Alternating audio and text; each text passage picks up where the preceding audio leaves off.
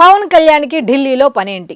అస్తమానం ఢిల్లీకి ఎందుకు వెళ్తారు? కేంద్ర మంత్రులతో అంత బిజీగా మాట్లాడే మంతనాలు పవన్ కళ్యాణ్కి ఏముంటాయి అని అనుకునే వాళ్ళందరికీ కూడా ఈరోజు ఈ కమ్ టు ద పాయింట్ కార్యక్రమంలో మనం ఖచ్చితంగా కౌంటర్ అయితే ఇచ్చి తీరాలి. ఎందుకంటే జనవరిలో వెళ్ళి కేంద్ర మంత్రులను కలిశారు. ఎవరు? డిప్యూటీ సీఎం పవన్ కళ్యాణ్ గారు జనవరిలో కేంద్ర మంత్రులను కలిశారు. ఎందుకు ఏంటి అనేది ఎవరికీ తెలీదు. ఆ నిధుల గురించి చర్చించారు, ఈ స్కీముల గురించి చర్చించారు అన్న మాట మాత్రం బయటకు వచ్చింది. అసలు విషయం ఏమిటి అనే దాని మీద ఈరోజు మన కమ్ టు ద పాయింట్ కార్యక్రమంలో 3 నెలల్లో అనుకున్నది సాధించారా అంటే ఎస్ అనే దాని మీద ఈరోజైతే మనం మాట్లాడుకోబోతున్నాం మన కమ్ టు ద పాయింట్ కార్యక్రమంలో. సో మీరు చేయాల్సింది ఏంటంటే ఈ వీడియో చివరి వరకు చూడండి. మీ అభిప్రాయాన్ని కామెంట్ రూపంలో తప్పకుండా తెలియచేయండి. నేను ప్రతిసారి చెప్తున్నా, మీ కామెంట్ నాకు కొండంత బలాన్ని ఇస్తుంది. ఏ విధంగా? ఓహో, నేను తీసుకునే పాయింట్ నిజంగా కరెక్టేనా, సో ఇంకా మంచి మంచి పాయింట్లు తీసుకురావాలి, చెప్పాలి అన్న ఉద్దేశంతో ఎవరు చెప్పని పాయింట్స్ నేను మీ ముందుకు తీసుకువస్తా. కాకపోతే ఎప్పటిలాగే గత వీడియోకి సంబంధించిన కామెంట్స్ గురించి మనం మాట్లాడుకుంటాం కదా. నిన్నైతే ఒక 2 విచిత్రమైన కామెంట్స్ వచ్చాయి. ఏమిటి అంటే, పవన్ కళ్యాణ్ని తెగ మోసేస్తున్నారు, పవన్ కళ్యాణ్ ఎంత మోసగాడో తెలుసా అని ఒక కామెంట్ ఇచ్చారు. అసలు మీకేం తెలుసని పవన్ కళ్యాణ్ గారి గురించి ఈ విధంగా మీరు మోసేస్తూ మాట్లాడుతున్నారని ఒక కామెంట్. ఎంత మోసగాడు అనేది రోడ్లు లేని గ్రామాల ప్రజలు ఉంటారు కదా, అక్కడికి వెళ్తే తెలుస్తుంది ఎంత మోసగాడు కాదు, ఎంత మంచివాడు, ఎంత ప్రజా సమస్యల మీద ఆలోచించి పోరాడేవాడు అనేవాడు ఎలా ఉంటాడు అనేది గ్రామాల్లోకి వెళ్ళి మనకు తెలియని గ్రామాలు ఉన్నాయి. ఇంకా ఆ గ్రామాల పేరు మనం ఉచ్చరిస్తున్నాము అంటే ఆయన చెప్పటం వల్లే. అక్కడ గ్రామ ప్రజలు ఇబ్బంది పడుతుంటే వాళ్ళకు కావాల్సిన మౌలిక సదుపాయాలు కల్పిస్తున్న వ్యక్తి ఎవరు అంటే ఆయనే, పంచాయతీరాజ్ శాఖ మంత్రి. మరి ఆయన చేస్తున్న పనిని చెప్తున్నాం, ఆయన్ని ప్రత్యేకంగా పనిగట్టుకొని మోయాల్సిన అవసరం అయితే ఎవ్వరికీ లేదు. సో ఇది ఒక కామెంట్. ఇక రెండో కామెంట్, పవన్ కళ్యాణ్ గారు ఈవీఎంను ట్యాంపరింగ్ చేసి మాత్రమే గెలిచారు, మీరు అలా మోసం చేసి గెలిచిన వ్యక్తిని గురించి ఎలా మాట్లాడతారు అనేది. ఇప్పుడు మీరు గెలిస్తేనేమో ఒకటి, అవతల వ్యక్తి గెలిస్తేనేమో ఇంకొకటి. అసలు అయిపోయింది, అది అయిపోయింది దాని గురించి మనం మాట్లాడుకోవటం అనవసరం. ఇక రెండో కామెంట్, పవన్ కళ్యాణ్ గురించి అంత ఓవర్గా చెప్పాల్సిన అవసరం లేదు, తగ్గించు నీ ఓవర్ యాక్షన్ అని. నేను ఓవర్ యాక్షన్ చేస్తున్నానేమో బహుశా నాకు తెలియదు, కానీ ఆయన మాత్రం మీరు చెప్పినట్టుగా ఆయన ఓవర్గా పనిచేస్తుంటే మరి నేను ఆయన గురించి చెప్పాలి కాబట్టి మీరు దానికి ఓవర్ యాక్షన్ అని పేరు పెడితే నేనేం చేయలేను. ఎందుకంటే ఆయన ఓవర్ వర్కే చేస్తున్నారు. ఒక మంత్రి, ఒక ఎమ్మెల్యే చేయాల్సిన పని కన్నా ఇంకా ఎక్కువే చేస్తున్నారు. ఎందుకంటే మారుమూల ప్రాంతాల్లో వాళ్ళ దగ్గరికి వెళ్తే ఆయన్ని ఒక దేవుడు అంటున్నారు. సో మరి అలాంటి అతని గురించి మనం చెప్పుకోవాల్సిన అవసరం ఉంది కాబట్టి చెప్పుకుంటున్నా. దానికి మీరు ఓవర్ యాక్షన్ అని పేరు పెడితే నేను చేయాల్సింది ఏం లేదు. సో మీరు ఎన్ని మాటలు మాట్లాడినా నేనైతే తప్పకుండా ఆయన గురించి అయితే చెప్పకుండా మానను. ఎందుకంటే పని చేస్తున్నారు కాబట్టే చెప్పుకుంటున్నాం. పని చెయ్యని వాళ్ళ గురించి చెప్పుకున్నా యూజ్ లేదు కాబట్టి ఇలాంటి వాళ్ళ గురించి చెప్పుకుంటే ఇంకొంతమంది వచ్చి పని చేస్తారు కాబట్టి చెప్పుకోవాల్సిన అవసరం ఉంది కాబట్టి చెప్పుకుంటున్నాం. ఇక టైం వేస్ట్ చేయకుండా ఎవరు ఎన్ని చెప్పినా సరే మనకు అనవసరం కాబట్టి ఇక మనం కమ్ టు ద పాయింట్ కార్యక్రమంలోకి వెళ్ళిపోదాం. అయితే కమ్ టు ద పాయింట్ కార్యక్రమంలోకి వెళ్ళిపోదాం. అయితే గతంలో మనం స్కాముల గురించి విన్నాం తప్ప స్కీముల గురించి వినలా. నెక్స్ట్ నిధులు దుర్వినియోగం అంటున్నాం కాబట్టి ఆ నిధులు ఎవరిస్తారు, ఆ నిధుల పేర్లు ఏంటి అనేది కూడా తెలియదు మనకి గతంలో. ఆ తర్వాత మారుమూల గ్రామాల్లో మనం ఉండే ఎక్కడో రాష్ట్రానికి సంబంధించి ఎక్కడో ఊర్లలో కాదు, మనం ఉండే ఊర్లో మారుమూల గ్రామాలు ఇంకా ఉన్నాయి అన్న విషయం కూడా మనకు తెలియదు గతంలో. అవన్నీ ఇప్పుడు మాత్రం తెలుసుకుంటున్నాం. దేని గురించి? స్కీముల గురించి తెలుసుకుంటున్నాం. కొత్త స్కీములు ఇన్ని ఉన్నాయా, MGNREGS అంటే ఏమిటి అనే దాన్ని కూడా గూగుల్లో సెర్చ్ చేస్తున్నారు. ఎవరి నోట్లోంచి ఆ పదం విని అసలు ఈ నిధులు ఏంటి, అసలు ఈ పథకం ఏంటి. అలాగే శాసకీయ నిధులు అంటారు. శాసకీయ నిధులు ఏంటి, శాసకీయ నిధులు ఎవరిస్తారు ఏంటి అనేది ఆల్రెడీ పవన్ కళ్యాణ్ గారు ఆ నిధులతో ఏం చేస్తారు ఏంటి అనేది కార్యక్రమాలు స్టార్ట్ అయ్యే ముందు చెప్తున్నారు. అసలు ఎంతసేపు ఎలా చెప్తున్నారు ఏంటి, అసలు ఏంటి శాసకీయ నిధులు అనేది కూడా గూగుల్లో సెర్చ్ చేసి తెలుసుకుంటున్నారు. నెక్స్ట్ ఇందాక చెప్పినట్టు గ్రామాలు, అరే వింత పేర్లు, అరే ఇన్నున్నాయా? పార్వతీపురం మన్యం జిల్లాలో ఇన్ని గిరిజన గ్రామాలు ఉన్నాయా? అరే పాడేరుకు సంబంధించి ఇంకా లోపల ఉన్నాయా? అరకుకు సంబంధించి ఇంకా లోపల ఇంకా గిరిజన గ్రామాలు ఉన్నాయా?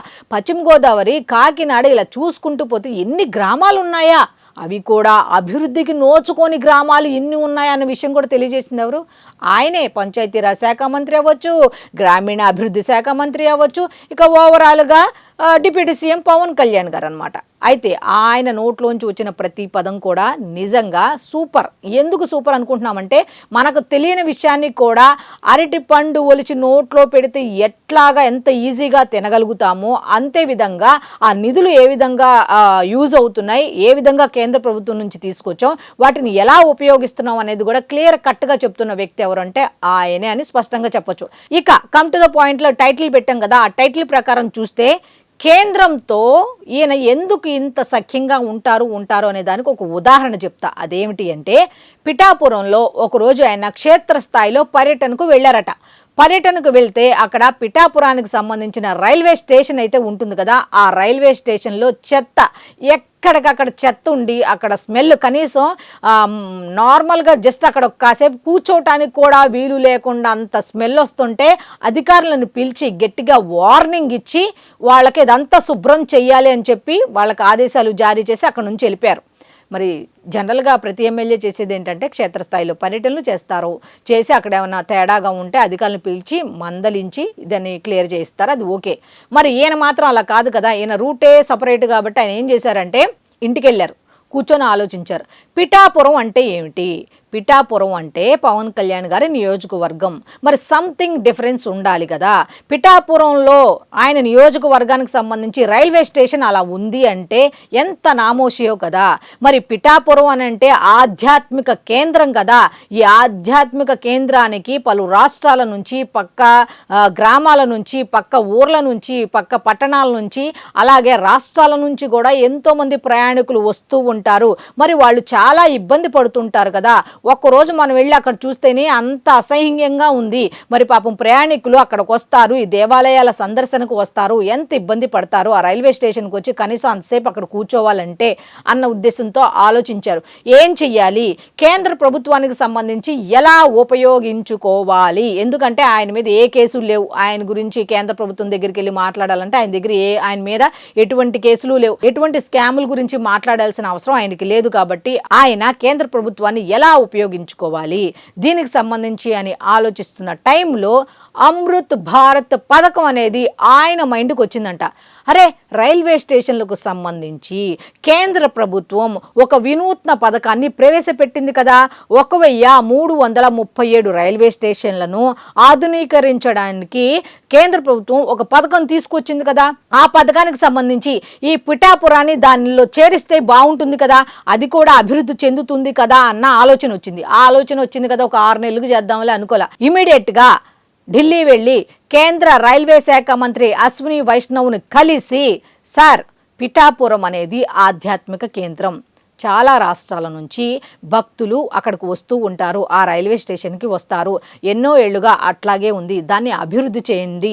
కేంద్ర ప్రభుత్వం అమృత్ భారత్ పథకాన్ని ఎలాగో తీసుకొచ్చింది కదా, దాంట్లో ఈ పిఠాపురం రైల్వే స్టేషన్ని కూడా కొంచెం మీరు చేర్చండి సార్ అని రిక్వెస్ట్ చేయడం జరిగింది. వెంటనే మరి పవన్ కళ్యాణ్ గారు కోరితే కేంద్ర ప్రభుత్వం చేయకుండా ఉంటుందా? ఉండదు కదా. వెంటనే విత్ ఇన్ సెకండ్లో రైల్వే శాఖ మంత్రి ఏం చెప్పారంటే తప్పకుండా చేద్దాం అని అక్కడ ఓకే చెప్పేశారంట.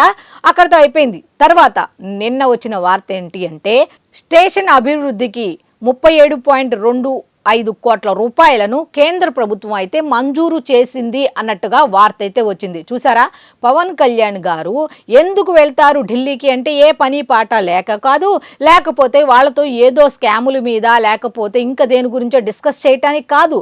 ప్రజా సమస్యల మీద కేంద్ర ప్రభుత్వం ఇచ్చే నిధులను కానీ, ఆ స్కీములను కానీ ఏ విధంగా ప్రజలకు వినియోగించాలి అనే దాని మీద రిక్వెస్ట్ చేయటానికి మాత్రమే అక్కడికి వెళ్తారు అని చెప్పడానికి ఇదొక నిదర్శనంగా మనం వాడుకోవచ్చు. 37.25 కోట్ల రూపాయలను అయితే మంజూరు చేసింది కాబట్టి దాన్ని ఏ విధంగా ఉపయోగించబోతున్నారు అంటే, పిఠాపురం రైల్వే స్టేషన్లో అన్ని వసతులు కల్పించేలా, ముఖ్యంగా దివ్యాంగుల కోసం వసతి గృహం, ఆ ఎంట్రన్స్ కానీ, లేకపోతే అక్కడ సీటింగ్ కానీ, లేకపోతే అక్కడ ప్లాట్ఫామ్ అభివృద్ధి కానీ, అక్కడికి ఏం కావాలో అనే దాని మీద పూర్తిగా ప్రతిదీ కూడా ఏం చేయాలి అనే దాని మీద వాళ్ళకు ఒక ఐడియా ఉంది. ఈ నిధులను ఈ పిఠాపురం రైల్వే స్టేషన్కి అభివృద్ధి చేయటానికి ఉపయోగించబోతున్నారు అన్నట్టుగా తెలుస్తోంది. దీన్ని బట్టి చెప్పండి, ఎక్కడికి వెళ్తున్నారు, ఎందుకు వెళ్తున్నారు? అర్థం ఉంటేనే కదా పవన్ కళ్యాణ్ చేసేది అనేది.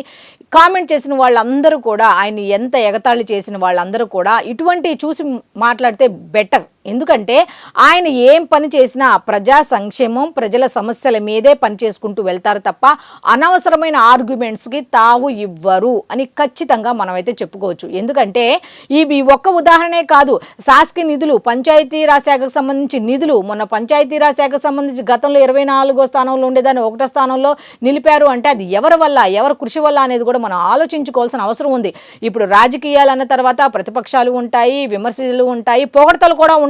కొన్ని సందర్భాల్లో అధికార పార్టీ వాళ్ళు మంచి చేస్తే మంచి చేశారు అనేది కూడా గతంలో చెప్పుకునే వాళ్ళు ప్రతిపక్షంలో ఉన్న వాళ్ళందరూ. కానీ ఇప్పుడు కనీసం చేసే మంచి పనిని చెప్పకుండా అసలు అతను చెయ్యని పనులు కూడా అతనికి ఆపాదించి రకరకాలుగా వ్యక్తిగత దూషణలు, ఆ పార్టీకి సంబంధించిన విషయాలు మాట్లాడతారు తప్ప ఇలాంటి పనుల గురించి మాట్లాడుకుంటే బెటర్ కదా.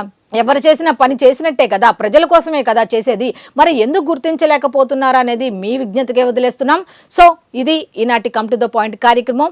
మీరైతే ఈ కార్యక్రమాన్ని, ఈ కమ్ టు ద పాయింట్ కార్యక్రమాన్ని చూశారు కాబట్టి మీ అభిప్రాయాన్ని తప్పకుండా కామెంట్ రూపంలో తెలియచేయండి. ఎందుకంటే ఇలాంటి పథకాలు ఏ విధంగా ఉపయోగిస్తున్నారు ఏంటి అనే విషయం, ఏ విధంగా ఆయన అస్తమానం ఢిల్లీ వెళ్తున్నారు అనే వాళ్ళకి రీచ్ అవ్వాలి. కాబట్టి తప్పకుండా మీరైతే షేర్ చేయండి, మీ అభిప్రాయాన్ని కామెంట్ రూపంలో తెలియచేయండి.